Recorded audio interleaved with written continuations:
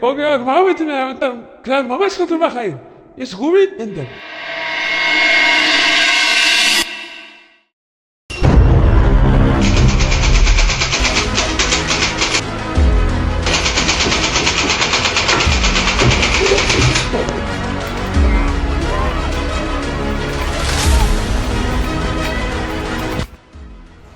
הוא עולה כמה פורים ומבטיח אצלנו, אם אתם מביאים לנו 3 טבלות גומי, אין רב פורים, אין החתמה, אין מפתח, אז יאללה, סלם, גומי להם.